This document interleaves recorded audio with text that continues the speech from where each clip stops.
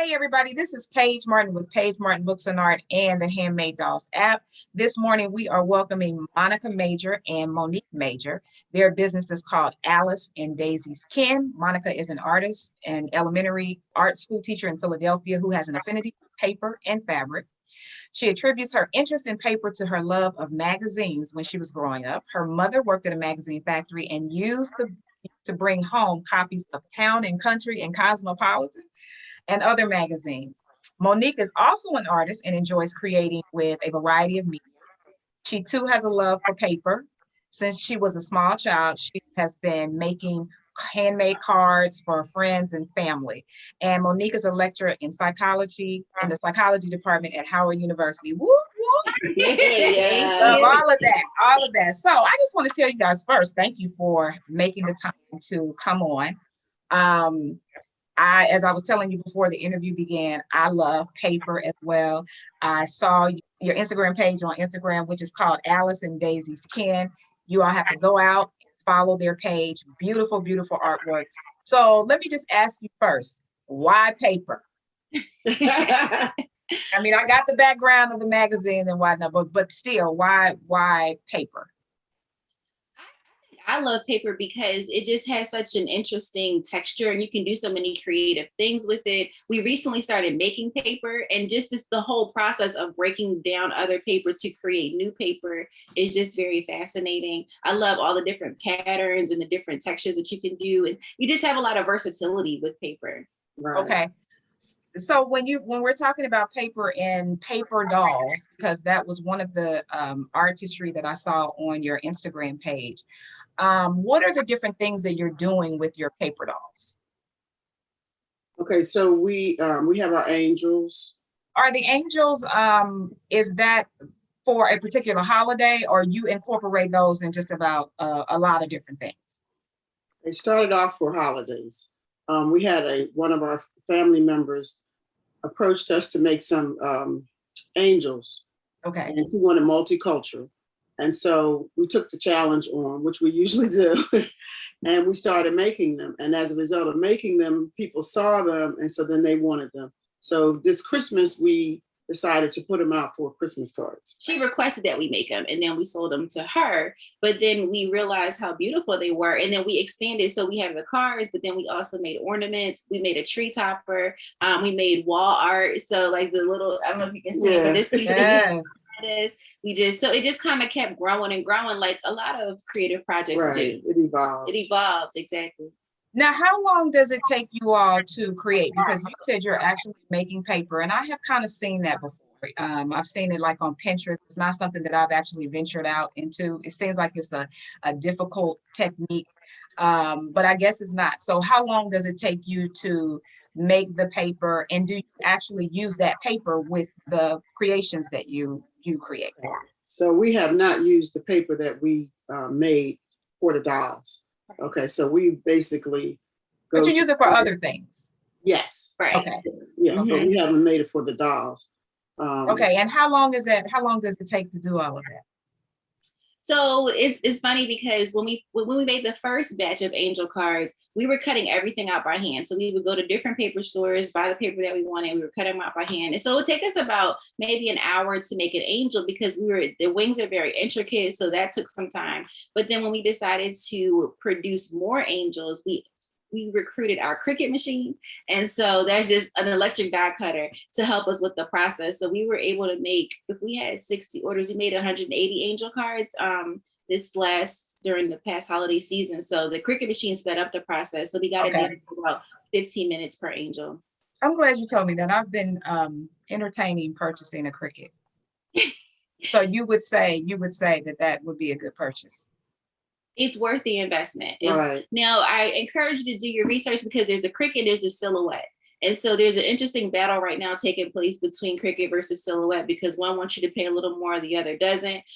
We have both machines, and I like both of them. I think they both are nice. The Silhouette does some things that the Cricut doesn't, and the Cricut does some things the Silhouette doesn't. The Cricut is also they have more accessories that you can use for it. So you see them in a lot more stores than you do Silhouette. So long story short, it's worth the investment. Yeah. Okay. Now, how does your culture play a role in some of the art pieces, paper art pieces that you create? Well, I mean, I so love you all, how you look at each other like that. you know, we're very proud of being Black, and we're very proud of being Black women. And so I think that since I was a small child, that's been instilled in me from my mom, from our cousin. So we're named Alice and Daisy's kin. Alice was my grandmother, Daisy was her sister. And so Ah, mhm.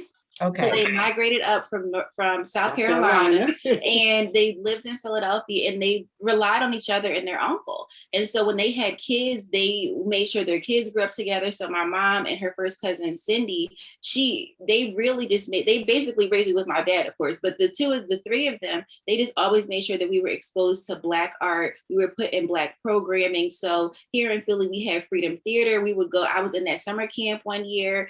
So just making sure that we were just entrenched in it. And so I think because of that, we both have a love of our culture and want to make sure that our art represents that as well. Right. And so one thing with the Black Doll, we went to the Black Dolls convention with Barbara Whiteman. And Yes. that just like just I turned haven't you been on there and yet. Yeah, I've seen everything on what do you call it, YouTube and whatnot. I haven't been privy enough to visit, as of yet, but that is one thing that I definitely do want to do. Yeah, well, seeing all the different dolls and the different artists and pens and things like that really added let's talk about our culture. We're okay. Whereas we didn't see that when I was growing up. The Barbie dolls is maybe one or two Barbie. Mm-hmm. I don't even remember if it was any Black, because I love paper dolls. I grew up with them and I used them, but I don't remember seeing any Black paper dolls, at least when I grew up. When I got older, it was a few, but not to play with. It was Michelle Obama or somebody like that. So not seeing your culture makes you now like, okay, we're here and we want to be seen and we want to show other kids. I'm an art teacher, so I want my students to see Black culture. So it's been a very good part of, showing people and helping us to be proud. Yes. So how do you, as an art teacher, how do you use paper or your paper dolls, your angels or whatnot with your students? Do you incorporate that with your students? Well, we were actually going to do a program with Barbara Whiteman, who is the Black Doll Museum, but then the pandemic came. So we weren't able to. But before that, I always introduced my students to Faith Ringgold and show her dolls. So, and then we usually do a collage project. So that's how I tie in that. Moving forward, I will be, letting the students see the dolls, the angels, and how we tie them in. Okay, so you go in stages. Would you say you go in stages in terms of the difficulty of working with paper? Yeah. Yes, I introduce the students to, so what I do is introduce them to artists, and whatever that artist's practice is, we mimic it, like Romeo Barrett and Faith Ringgold. So that's how I do that, small, and then, do a big project. Don't you have them do Alma Thomas with paper first? Yes, we do Alma Thomas. We actually tear paper and make Alma Thomas's paint strips. And the kids really like them. They like tearing paper. They love that. I mean, and I say that because I work with the students as well. Actually, I have an arts and STEM curriculum. Okay. So, one of the greatest parts of our greatest lessons each is paper dolls, or just working with paper in general. They love it because they really are kind of destructive. So it's like giving permission for them to be destructive. Right. And we just did scissors beginning of the year. I taught the kids how to cut Henry Matisse, the cut, and make the paper and the cutting and the tearing. And it's such good therapy. And with the what is it? The tactile. Okay. So what advice would you give someone who wants to work with paper more extensively? Because I'm going to tell you just from an artist myself who uses collage along with my dolls in some of the pieces. Um, I'm still trying to find the right kind of paper to use. I'm still trying to find that right thickness of paper. So what advice would you give me or anyone else in terms of working with paper and incorporating it into art pieces? It's a trial and error, one thing. And use what you're attracted to. Because if you're attracted to it, you'll take the time with it because you really want to use it. So those little things that you say, okay, I'm really want to do this. So I'm going to fold it a different way. I'm going to keep trying to do what I need to do.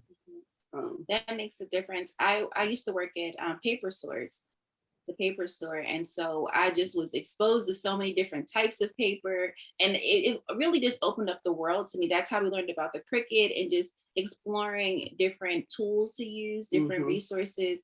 I know Blick has a really lovely paper collection, so I love going in there and just kind of seeing what new do they have. And another thing that we do is sometimes we'll buy paper and we won't use it right away. Well, it'll kind of sit in our collection, and then we'll come back like, oh, this would be perfect for this project or that project. So just really being open and exploring and just trying different things. There are some books out there about pop-up books. So kind of purchasing those, watching the YouTube videos about different types of paper. Because, all the different paper weights, like that was a new thing for me. I'm like, what? There's so many different weights for paper? What is that? Yeah. I don't think I have the right paper weights yet. I don't think I'm purchasing the right paper weights. No, yet. It's just like I'm still, like you're saying, I'm still trying to explore to figure out what are the right pieces to put with my artwork. Right. Yeah. No, trial and error. And then, like you said, look at other people or look in books. But trial and error is the most. And what drew you to that? What do you want your doll to look like? When Monique does the sketches, and then we look at them and we say, okay, what are we going to use for the dress? And how are we going to enhance that dress or the hair? Because we do have trial and error with the hair. Yeah. So when we first started doing the angel cards, we were cutting out like each. So if you look at the angel, the little afro, we were cutting out like each like little chunk, little puff ball. And you were cutting each puff? Yes. And my mom was like, Monique, we need a quicker process. So that's when we started exploring using the Cricut to kind of cut out bigger pieces and then putting those pieces together to get that same look of like because everybody's hair is unique, everybody's skin is different. One of our cousins, she was like, well, listen, can you make me an angel that has this color, this complexion with this color hair? So she really pushed us to explore different ways of portraying what Black people in the diaspora look like. Right. So, it really definitely trial and error and just exploring. Right. Because we started off using the crazy scissors. It's not called crazy scissors to make the hair, and using different tools. Just trying. I mean, it's really, you need some time. Right. A lot of time. When you think about tools too, let me tell you, some of my favorite scissors to cut with, they're these really, really, really small scissors that I got from the dollar store. And they're really for trimming your beard. But these scissors are because when you're using larger scissors, or even what they consider to be the small scissors that are in the let's like Joann's or whatnot, these are so small that I can get around the curves and whatnot. So $1. Yes. No, that's and the original use for it is something completely different for cutting men's beards, and so that's why when you're talking about looking for tools and whatnot, sometimes they're sitting right there in front of your face, and you really don't realize it, and they're so applicable to the artwork. Right, exactly. So what's next for you guys? I know that your theme right now is angels in terms of your paper dolls. What do you foresee in the future, or what things are you thinking about? Well, the day is first day of spring. And so the 1st of April, we will be launching our spring cards. Right. You want to tell about? So we're going to do some, so we like to have 3 types of cards when we have a collection. And so we're going to have what we're thinking about as pop-up cards in some way that show spring. We're going to have a pop-up card, and then we have another card that's going to be two-dimensional as well. We made some cards for one of our good family members a few years ago that had flowers on them, so we're going to do that. All paper-based, and then we're going to have some just printed cards that we based on some of our designs.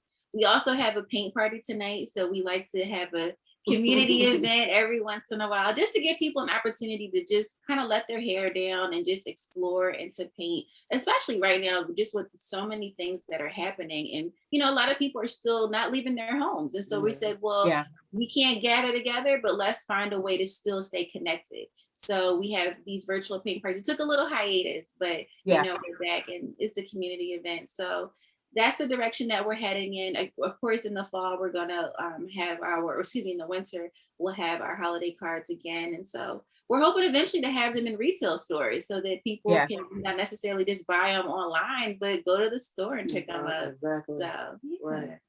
So I'm glad you mentioned basically because of COVID-19, we have not been able to meet face to face as much as we have been, you know, previously. What were the positives for your business in terms of having to pivot, or did you have to pivot because of COVID-19? What were the things that came out of your business that was positive from us having to be isolated? Our virtual paint parties. Okay. Yeah. So we had virtual paint parties for women's ministry, birthday parties. We did free virtual parties, but it helped us to have a deeper footprint. A wider footprint. A wider footprint. So the party for the women's ministry, that the church is actually based in Maryland.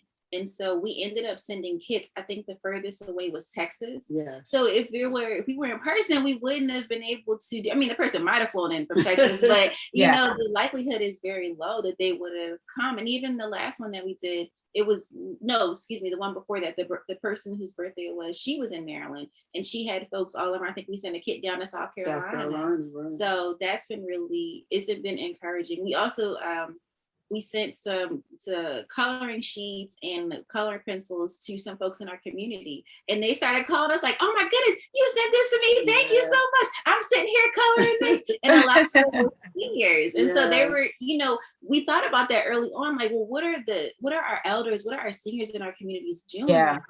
Because they can't go to church, they can't go to these community centers. And so we were like, well, let's send them a little something. And they really appreciate it. So getting those phone calls, getting those text messages, that cards, right? And cards. That was really encouraging. Right. Yeah. So that was one of the that was one of the things that really boost us, boost our confidence, and introduced us to people. Yeah. So okay, so that worked out. So what other events do you all have coming up? I know you said that it's spring that's coming now. You're going to be creating your new cards. Do you have any other events coming up, even if it's virtual? Because we definitely want to share that with the Handmade Dolls App community and possibly post it on our Handmade Dolls App for other people to see. So what do you have coming up soon? So the virtual paint party is today at 4:00. We're going through Zoom like we're in now, but we're also going to go on Facebook Live. So that's one event that's coming up. And then we'll probably do another paint party in May at some point. So when we get that information, we'll definitely let you know. We're trying to do them at least once a month, if not once every 2 months. So yeah. Okay, so we'll definitely make sure that goes on to the Handmade Dolls app. So now we're at the point in the interview where we do this and this or that questions, and this just gives us a little insight in you all's own personality. Okay, so you just tell me, which do you like most, this or that? Okay. Cookies or cake? I'm gonna do like my kids both. I do that in the morning. Cheater. You know, teachers, you know how we are, right? Okay, you like both. I like cake. Give me a good either strawberry shortcake or carrot cake, and I'm good to go. Okay. Library or museums? Museum. Library. Okay. Outside play or inside play? Outside. Inside. Tea or coffee? Coffee. Tea. Well, you are with total opposites. Everything is opposite. Okay. Yes, Roses or daisies? Daisies. Daisies. Okay. Philly cheesesteaks or hoagies? Ooh. Oh, wow. I've never been asked that one before. Go for the hoagie. Oh, a good cheesesteak is good because I lived away from Philly for so long, and I was like, man, I could use a cheesesteak, so I'm gonna go with a cheesesteak. Look, and you know the real ones, not the fake ones. You know. Yeah, listen. Okay, money or fame?